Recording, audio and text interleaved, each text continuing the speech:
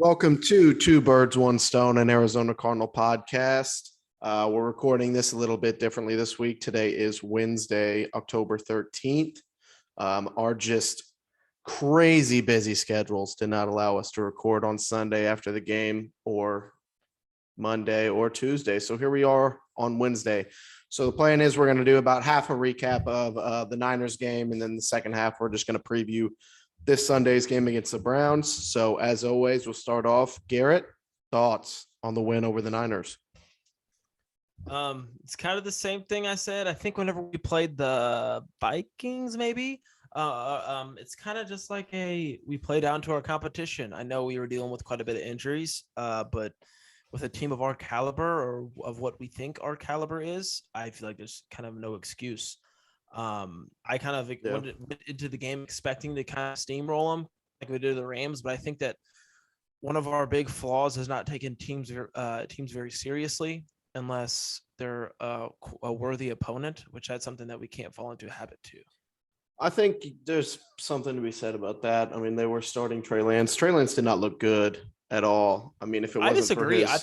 I thought he looked fine. Not fine. I thought he had some rough moments, but for a rookie quarterback in his first start playing one Division II game, or is it a FCS game last year? Yeah, coming straight to the NFL, I felt like he looked pretty good. I mean, I can pull up his passing numbers. It was ugly, like 15 to 29, I think. Like it was, he he looked absolutely uncomfortable throwing the ball. Like you can't argue that.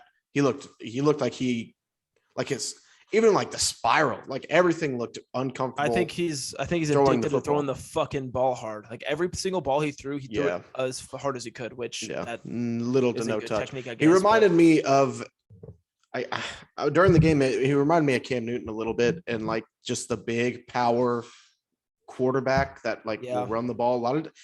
Shanahan designed a lot of fucking like just power quarterback runs to the right, to the left, or whatever, which I guess that's what you have to do because he probably saw the same thing that we did. He just did not look comfortable in the pocket, so you had to utilize him in different ways. But overall, I mean, the Cardinals defense did fantastic. I mean, you can attribute that to a rookie quarterback, but obviously that rookie quarterback is athletic and talented, and any quarterback that Shanahan has the ability to game plan for a week and kind of put an offense around to his skill set has a chance to succeed. But he, like I said, he didn't look great with his arm. He did make some plays with his legs, but I don't think he exceeded expectations, but I think he probably met expectations for his first start against a undefeated team. I felt like he met the expectations. I don't know. Yeah. But like I said, defense did play well. Defense has been doing its job all year. They did a little bit better like against the run, but at the same time, I don't have the numbers on me right now. Right. I think it's kind of like what we alluded to earlier. Like I think on our first episode we did where you kind of said our defense is not going to be the best defense, but they're going to need to force turnovers. Yeah. And I feel like that's exactly what we are right now. We're not the best defense. Obviously we can't stop the run for shit, but we force turnovers and give our offense, which is the top 2 offense in the league, a chance to score points. So as long as they score more points, the other team, we will not lose. They had 150 yards on the ground at 5.4 yards a carry and a touchdown, 16 carries, 89 yards for Trey Lance. And then the next highest carry total was Elijah Mitchell with 9 for 43. So even that, like, it's not like we were getting just gashed on the ground by running backs. It was those just designed quarterback plays that kind of got to us a bit. But on the offensive side of the ball, it was probably our worst offensive game. Not probably, for sure. They only put up 17 points. Kyler's had somewhat of a shoulder issue. They was kind of looking at him all game. Here we go again. Fingers crossed that that's not anything I believe crazy. It's a bicep, not a shoulder. Am I wrong? Could be. I don't know. I just seen shoulder on the injury report. A bicep than a shoulder, right? On the injury report I have right here, Kyler Murray, right shoulder limited. So it's a shoulder, unfortunately. So he started off slow, and then, well, I guess what matters is in that fourth quarter, he made the throws to D-Hop. There was like 3 or 4 big plays to Hopkins that kind of sealed the game. Kyler ended up 22 of 31, 239 yards, a touchdown, no turnovers, which is always good. But he took a couple bad sacks that looked kind of reminiscent of his rookie year, where he kind of fades back and he looked to that like patented roll out to his left move. And then the Niners, credit them, they did a good job like containing him and keeping him kind of hemmed in the pocket on those rollouts. There's a couple of times where like Armstead is sitting there right there waiting. So going forward, I mean, the key to stopping Kyler Murray, it seems, and with a lot of quarterbacks, is pressure in his face and then containment on the outside. Well, that's a lot easier said than done, I think. Absolutely. You know, everyone says, I feel like that they played Kyler Murray the best out of anybody we've played yet. But it also helps having Nick Bosa and Eric Armstead on your defensive line. And I think that Kyler said that was the best defensive line in the league, or in the league that since he's been in the league that he's faced. So, and it showed. I mean, they got pressure all day. But the run game was also kind of terrible. The Cardinals only ran for 94 total yards as a team. The team high. Can you guess who had the most rushing yards on the team this Sunday? James Conner. Rondale Moore had a team high of 38 rushing yards. I think it was on like 4 carries or something like that. Chase only carried the ball 6 times, and James Conner went 10 for 29 yards, but he did score another touchdown. Derrick Henry is the only person in the league that has more rushing touchdowns right now. So that's something, but at the same time, there wasn't a whole lot going at all on the offense all day Sunday. Can we take a second to appreciate Rondale Moore and how big of a piece he's become to us? He's badass. It seems like it's been forever. I think he's got 21 catches already. He's on pace for like 70 plus catches as a rookie, as our number 4 receiver. So that shows just how good Rondale is, but also how good this offense is, that their number 4 target has 21 catches, not even counting his attributes, returning the ball or those rushing yards. So I think I saw go ahead. Sorry. I think I saw since like 2000, he's got the most all-purpose yards by any rookie receiver through 5 games, or some dumb specific stat like that. But he is doing his job. So I love the way that they use him. I think they use him exactly how he needs to be, because he's so damn shifty and quick, and he's so good after the catch. Also, somebody that I want to shout out is DeAndre Hopkins, because I feel like DeAndre Hopkins has kind of been getting disrespected here by the Devontae Adams and of the league, who kind of claim to be the top dog, or other people claim to be the top dog, just because he doesn't put up the huge numbers that we're used to seeing from him. Those will come. This season. They will come. And I just feel like we faced, he had Jalen Ramsey on him that one game. He's had some good corners matched up against him, and Peterson, not even talking as much about as you hate to say it, Peterson played him a good game. And not even talking about the times he's been double teamed. I feel like the reason that you're seeing the Rondale Moore and the AJ Green big games is because that's all because of DeAndre Hopkins, because he takes away so much attention.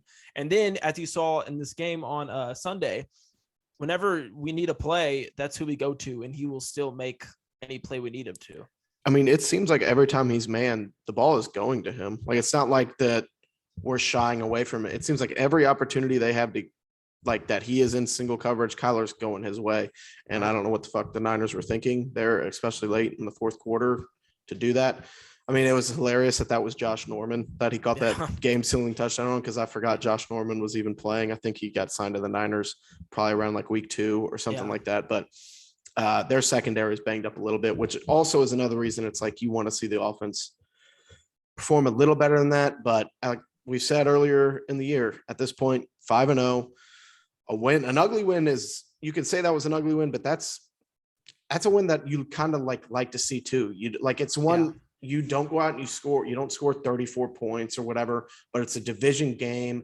It's like a punch back and forth, kind of just like an ugly slugfest type game. It's good to see that they can win those two, as well as going and putting up 34 with the Vikings and going toe to toe that way. So that's we've seen every single type of win the Cardinals are probably going to produce this year. The fucking shit pumping of the Rams, the high scoring close game with the Vikings, the shootout with the Vikings, and then this, where, like you said, it's kind of a slugfest in divisional game, where it's just everyone's going at each other's throats.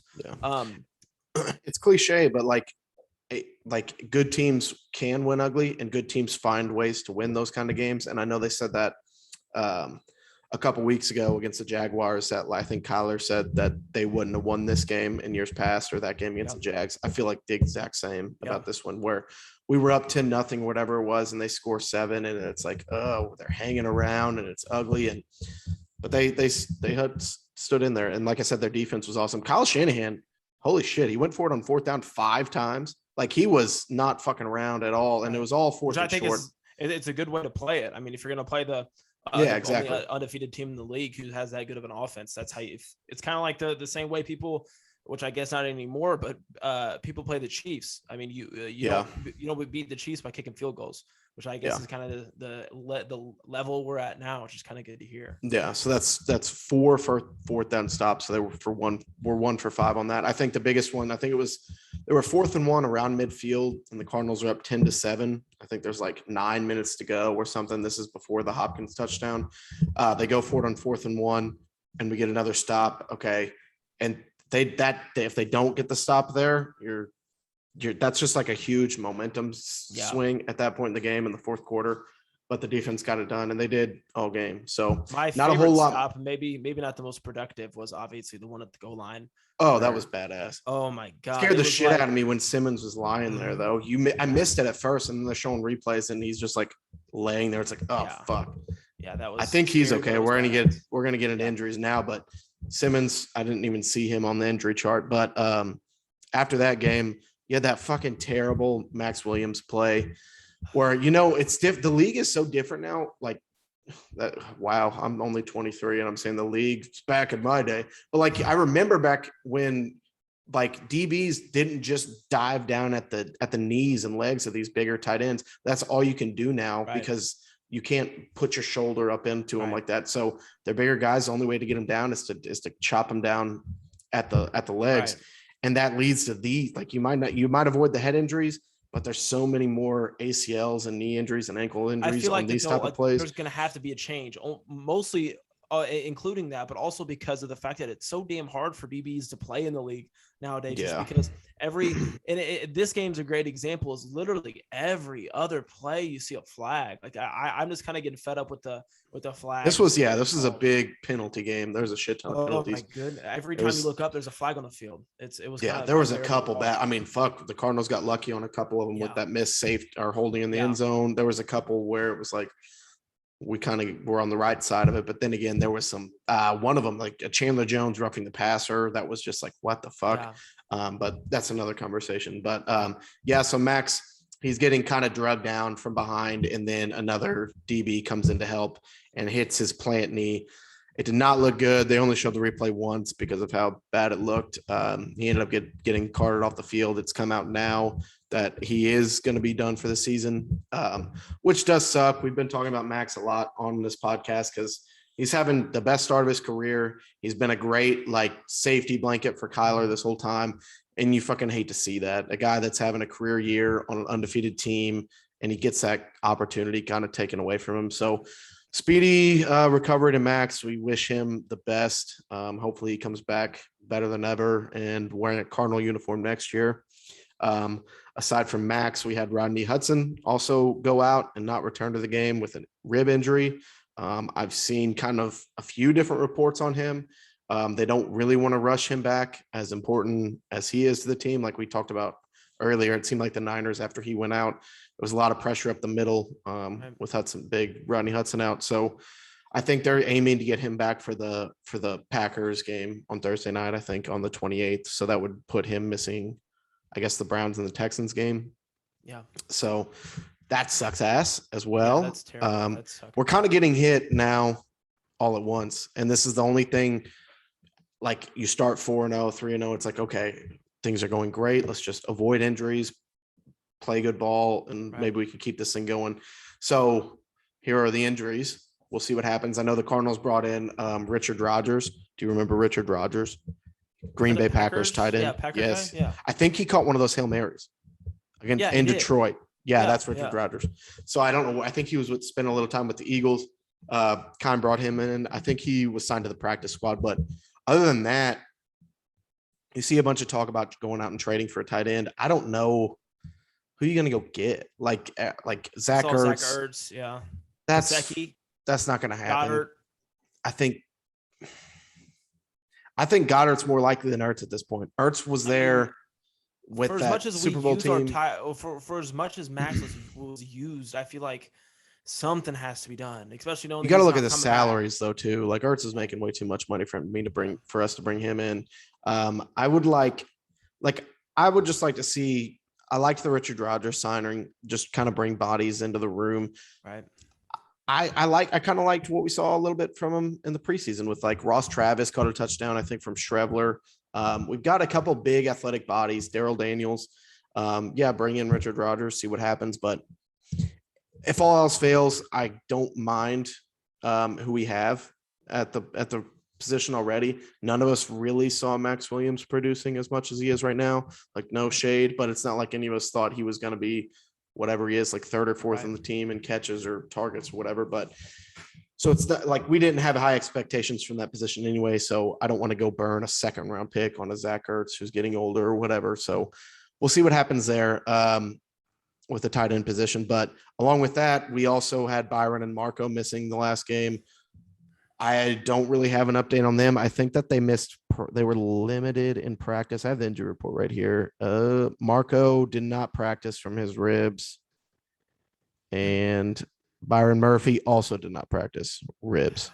A lot of rib injuries going on right now. Right. So it's only Wednesday. Wednesday is a lot of Veterans Day offs and they don't push it too hard, but that's also not a good sign if they missed last week. So again, we didn't look terrible in the secondary last week. So, but this is a different team. The Browns are going to be a different animal. So you'd like to see them see the field a little bit on Thursday and Friday, get out there, see what they can do.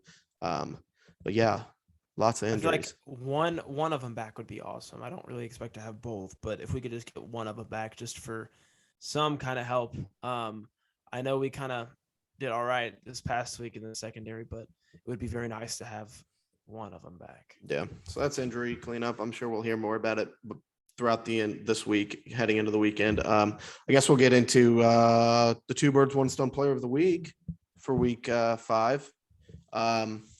This player also a perennial all-pro player has not received our two birds, one stone award yet, despite having a great game week 1.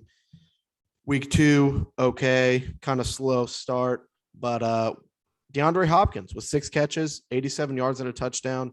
Like I said, the offense kind of had a slow start throughout the game, but in the fourth quarter when you need him most, as it seems like he always shows up, he was there. I had his over in catches. We'll get to our bets, but he only had the over under was 5.5.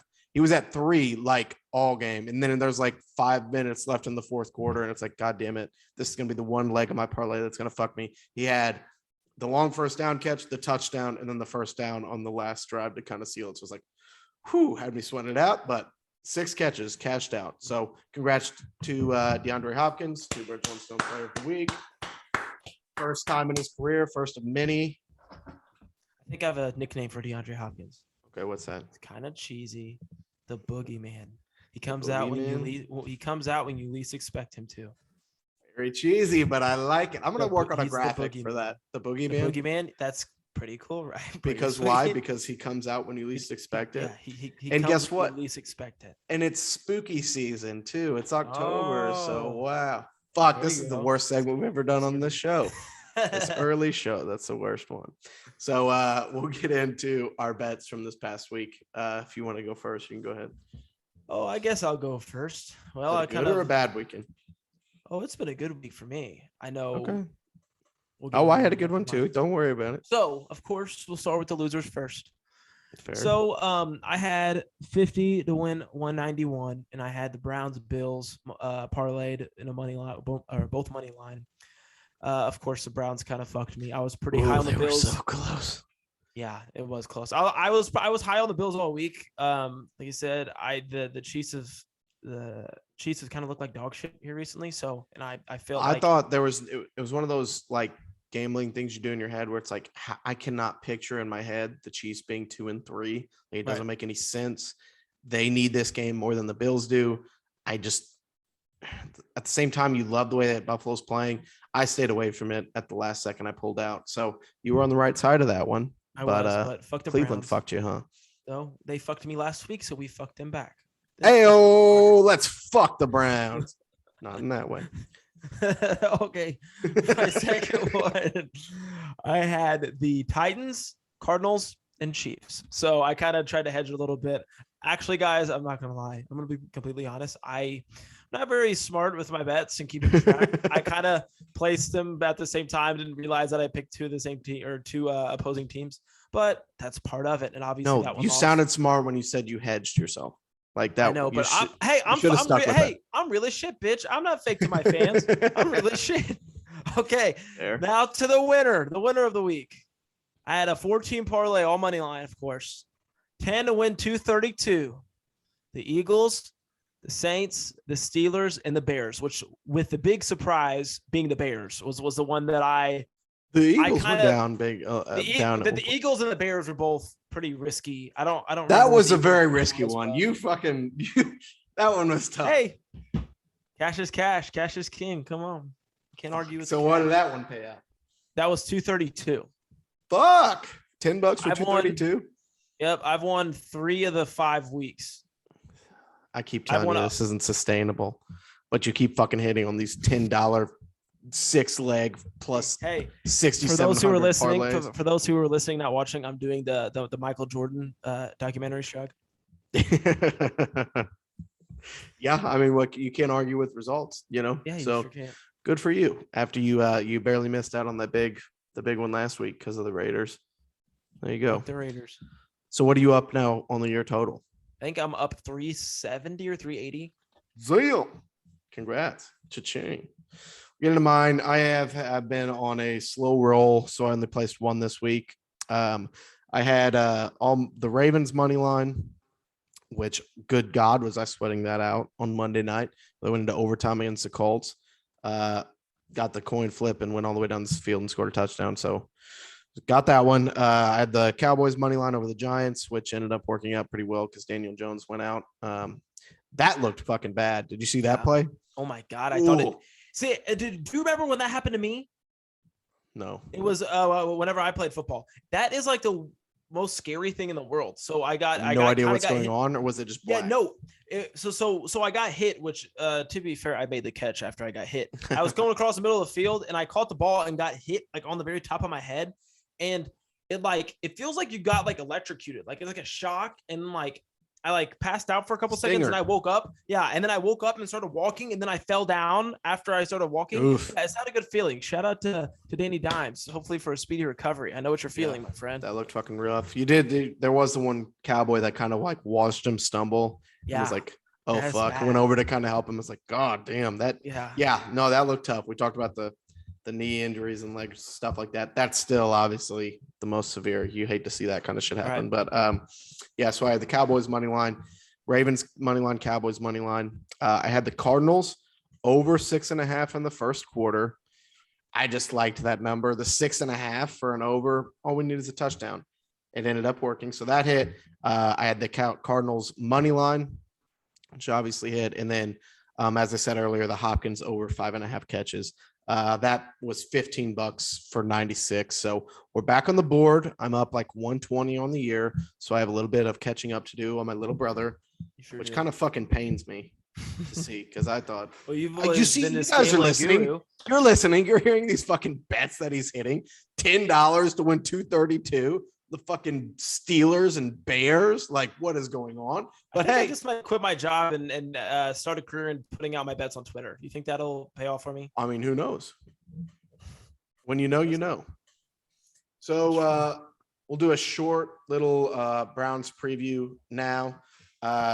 Garrett, are you ready to razz it up? Let's razz it up, baby. Come on. You guys can razz each other at all? Razz?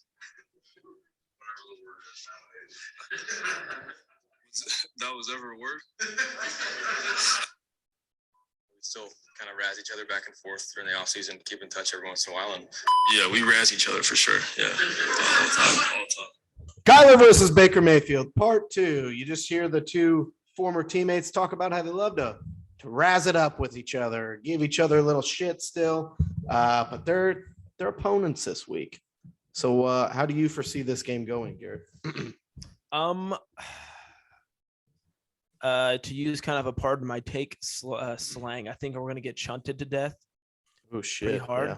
Not chunted to death. I don't think we're going to lose. It's not a matter of if we get gashed on the ground. It's if we can withstand it. Because, God, like I said last week, I don't know what they are now, but going into last week, we were second to last in the league in yards per carry against. And the Browns are first in the league in yards per carry and have the best two-headed monster running back in the league. So here's what I'm hoping is going to happen. As we saw week 1, obviously we have the ability to not let the best running back in the league shred us. We tend to forget. I'm kind of hoping that it's kind of like how our whole team plays against other teams. This is a kind of stupid way of saying it, but we play down to our competition. We take people that aren't seriously.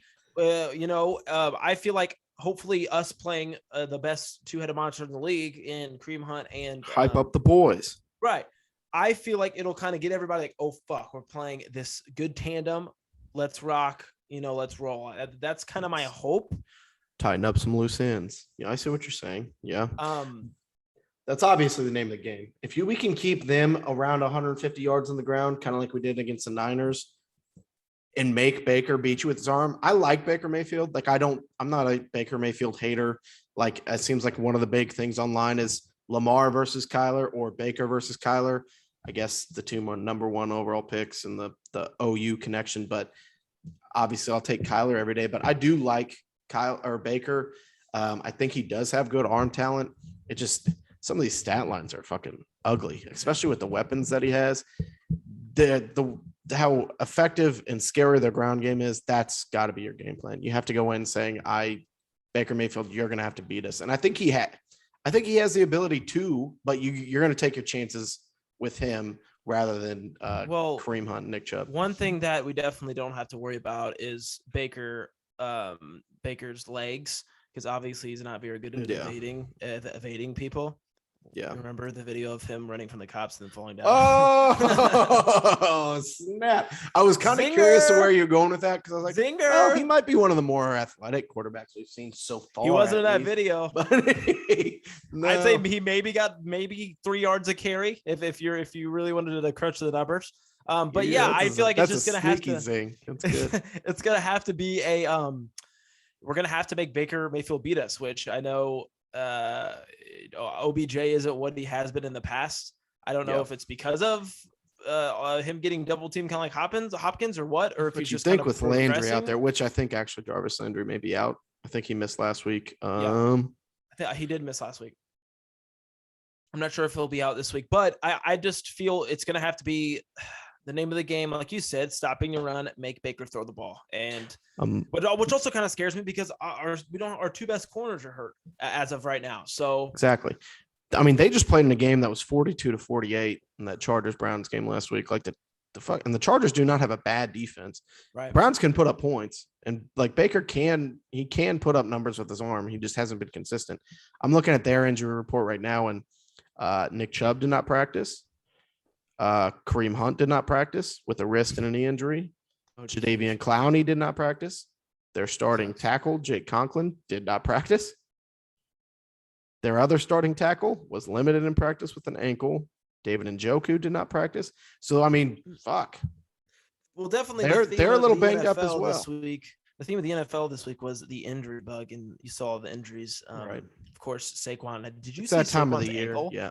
It looked like a golf ball or Poor half fella. a tennis ball. So, yeah, Poor fuck. fella. The Giants are kind of not catching a break. Like, I do think they're a little better team than what their record says they are, but injuries and just inconsistencies. Like Sterling Shepard was having an awesome start to the season, then he's out, and then Kenny Golladay kind of steps up, and then Kenny Golladay is out.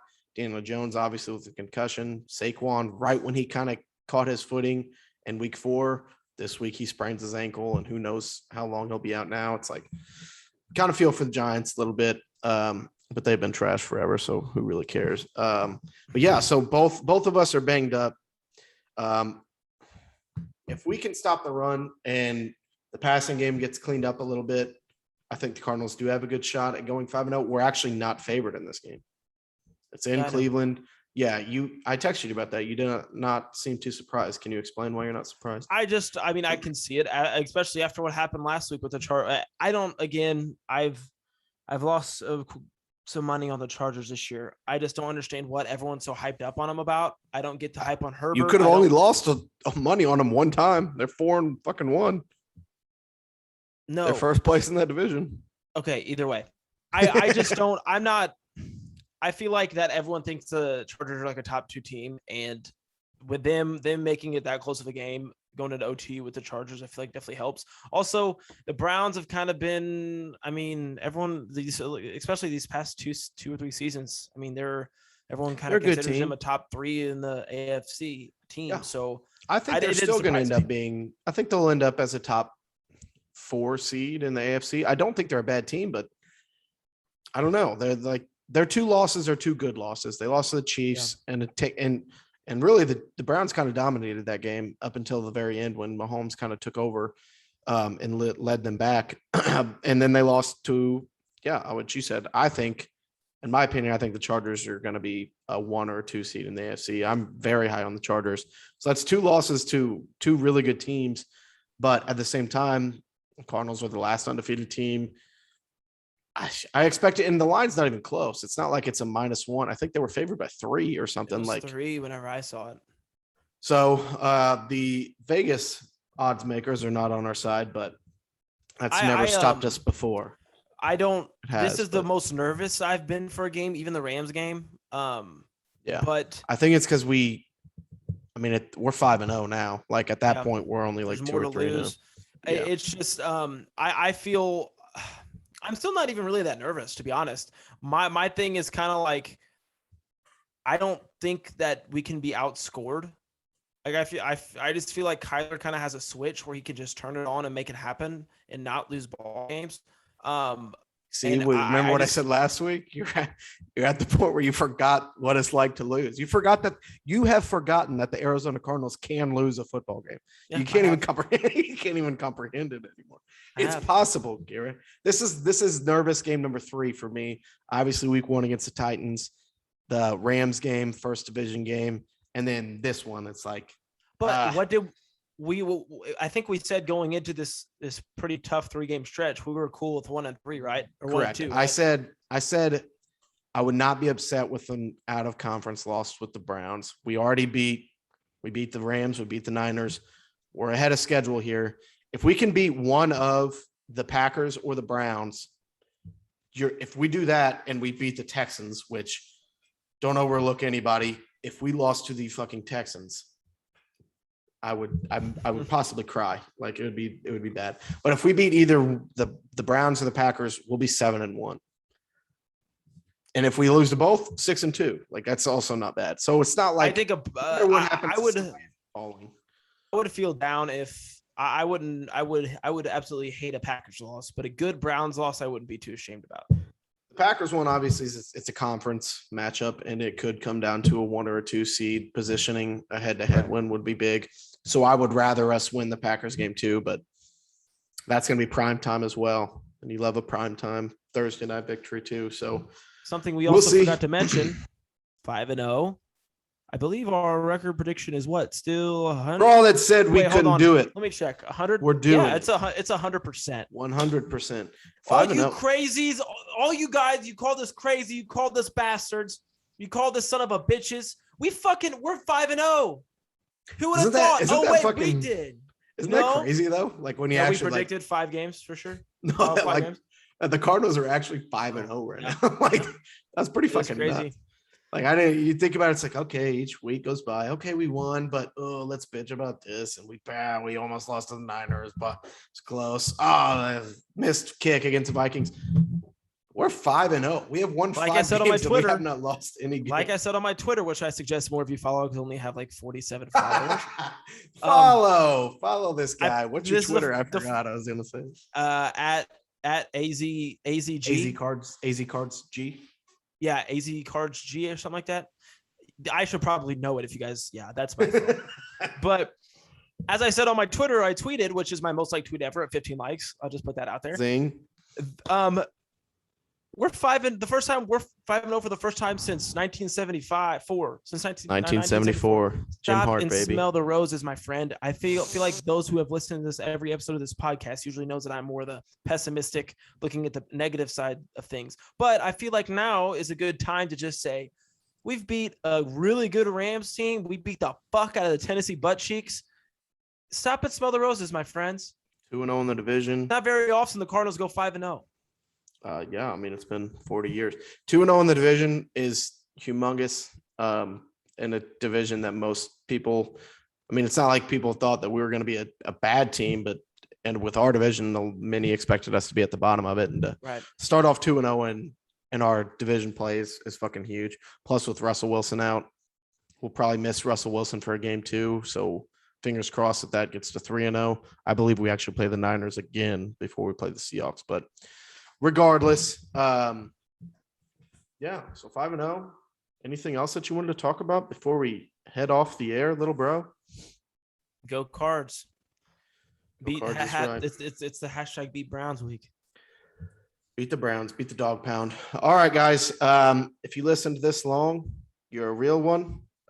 Please tell other Cardinal fans. Let's grow this thing. Let us know what we can do better. Until next week. Go Birds. See y'all. Go Birds. See ya.